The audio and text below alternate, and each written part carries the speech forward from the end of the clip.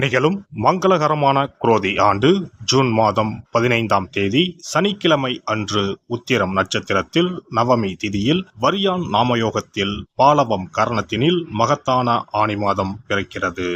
சூரியன் மிதுனம் ராசியில் சஞ்சரிக்கும் மாதம் ஆனி மாதமாகும். உத்தராயணத்தின் கடைசி மாதமாகும். ஆன்மீக சிறப்புகள் கொண்ட மாதம் இதுவாகும். இம்மாத கிரகநிலைகள் என எடுத்துக்கொண்டால் மேசராசியில் செவ்வாய் பகவான் ஆட்சி பலத்துடன் உள்ளார். ரிஷபராசியில் குரு பகவானும், மிதுன ராசியில் சூரிய பகவானும், சுக்கிர பகவானும், புதன் பகவானும் இணைந்துள்ளனர். கன்னி ராசியில் கேது பகவானும், கும்பராசியில் சனி பகவானும், மீன ராசியில் ராகு பகவானும் உள்ளனர். இம்மாத கிரக பெயர்ச்சி என பார்த்தால் ஆனி மாதம் 15ஆம் தேதி மிதுன ராசியில் ஆட்சி பலம் பெற்ற புதன் பகவான் கடகராசிக்கு பயிற்சியாகிறார்.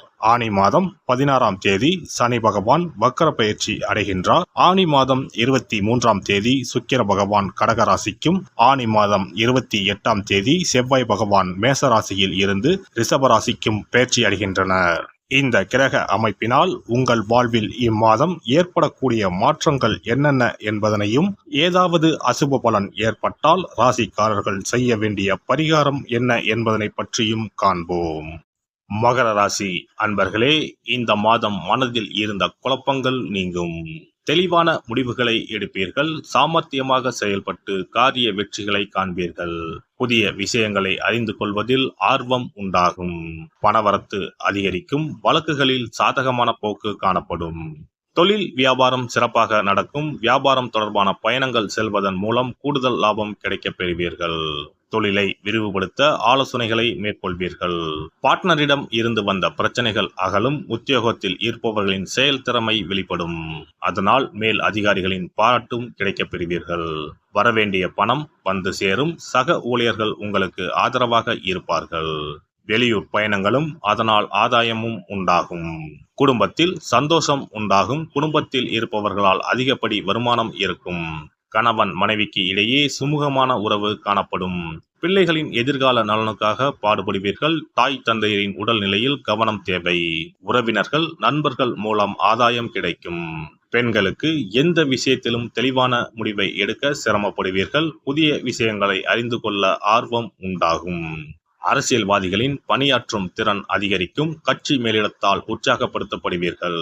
கட்சியில் புதிய பொறுப்புகளை பெறுவீர்கள். உடல் ஆரோக்கியம் நன்றாக இருக்கும். அடிக்கடி வெளியூர் பயணம் செல்ல வேண்டி இருக்கும். கட்சி பணிகளை தீவிரமாக ஆற்றி ஆதாயம் பார்ப்பீர்கள். கலைத்துறையினர் எதிர்பார்த்த வாய்ப்புகளை பெறுவீர்கள். உங்கள் பெயரும் புகழும் உயரும். ரசிகர்களோடு கருத்து வேறுபாடுகள் ஏற்பட நிறையவே வாய்ப்புண்டு. ஆனால் அவற்றை வெளிக்காட்டிக் கொள்ளாமல் ரசிகர் மன்றங்களுக்கு பணம் செலவு செய்வீர்கள். மாணவர்களுக்கு கல்வியில் முன்னேற்றம் இருக்கும். அறிவியல் கணித பாடங்களில் கூடுதல் கவனத்துடன் படிப்பது நல்ல மதிப்பெண் பெற உதவும். நட்சத்திர பலன்கள். உத்திராடம் நட்சத்திரம். இந்த மாதம் புதிய நண்பர்கள் கிடைப்பார்கள். சுப நிகழ்ச்சிகள் சம்பந்தமான எல்லா காரியங்களும் வெற்றி பெறும். துன்பங்கள் விலகும். பணத்தேவை உண்டாகும். அடுத்தவர்களுக்கு உதவி செய்ய போய் அவப்பெயர் உண்டாகலாம். பயணங்கள் மூலம் அலைச்சலை சந்திக்க வேண்டியிருக்கும். திடீர் மனக்குழப்பம் ஏற்படும். திருவோணம் நட்சத்திரம். இந்த மாதம் முக்கிய முடிவு எடுப்பதில் தடுமாற்றம் உண்டாகும். குடும்பத்தில் இருப்பவர்களுடன் அனுசரித்து செல்வது நல்லது. நெருக்கடியான நேரத்தில் உறவினர்கள் மற்றும் நண்பர்கள் உதவி கிடைப்பதில் தாமதம் ஏற்படும். கணவன் மனைவிக்கு இடையே வாக்குவாதங்கள் ஏற்படலாம். பிள்ளைகள் விஷயத்தில் கூடுதல் கவனம் தேவை. அவிட்டம் நட்சத்திரம். இந்த மாதம் நீண்ட நாட்களாக இருந்து வந்த மனக்கசப்பு மறைந்து சந்தோஷம் ஏற்படும்.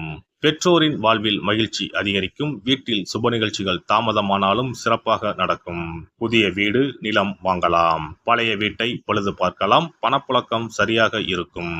துர்க்கை அம்மனுக்கு செவ்வாய் வெள்ளிக்கிழமையில் தீபம் ஏற்றி வழிபட எதிர்ப்புகள் விலகும். குடும்பத்தில் அமைதி நிலவும். சிறப்பு தொகுப்பு. கழுத்தை நெரிக்கும் கடன் பிரச்சனையால் கஷ்டப்படுபவர்களுக்கு எளிய பரிகாரங்கள் உள்ளன.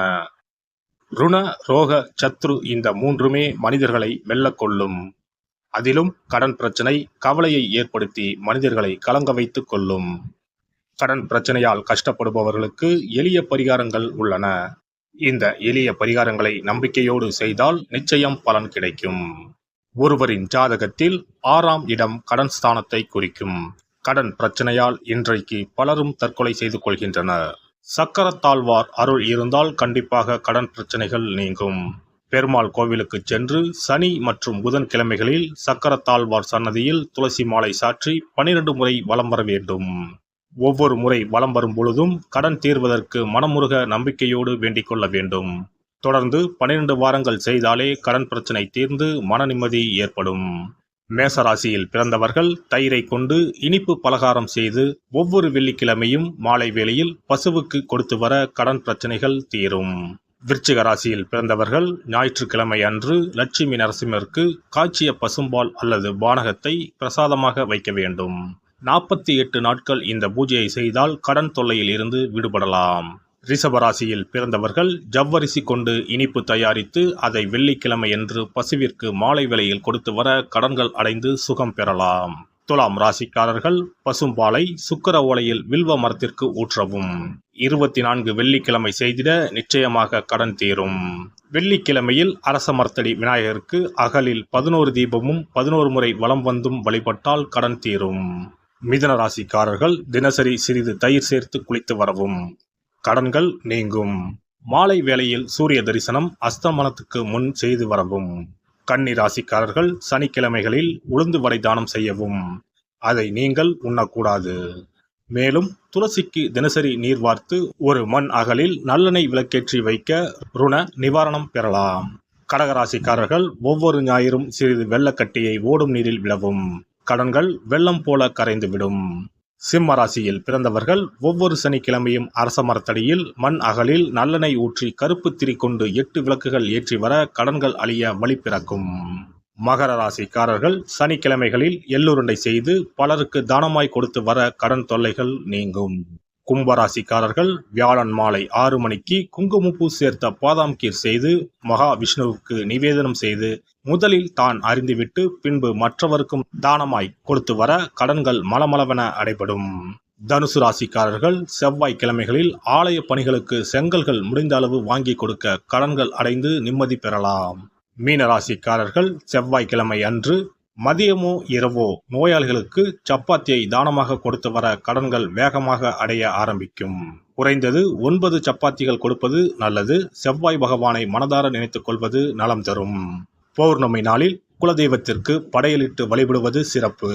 குலதெய்வ படம் இல்லாதவர்களும் குலதெய்வம் பற்றி தெரியாதவர்களும் 5 முக குத்து விளக்கை பூஜை அறையில் ஏற்றி வைத்து படையல் போட்டு கற்பூர ஆரத்தி காட்டி கடன் பிரச்சனை நீங்க மனதார வேண்டிக் கொள்ளலாம்.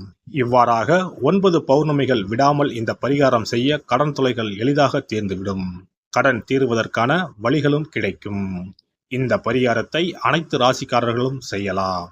எல்லாம் வல்ல இறையருளால் நீங்களும் உங்கள் அன்பு குடும்பமும் உடல் நலம், நீலாயுள், நிறை செல்வம், உயர் புகழ், மெய்ஞானம் ஓங்கி வாழ்க வளமுடன். இந்த வீடியோ பதிவு உங்களுக்கு பிடித்திருந்தால் லைக் பண்ணுங்க, கமெண்ட் பண்ணுங்க, ஷேர் பண்ணுங்க, மறக்காம சப்ஸ்கிரைப் பண்ணுங்க, பக்கத்துல இருக்கிற பெல் பட்டனை கிளிக் பண்ணுங்க. நன்றி, வணக்கம். ஓம் நமச்சிவாய. சிவாய நம.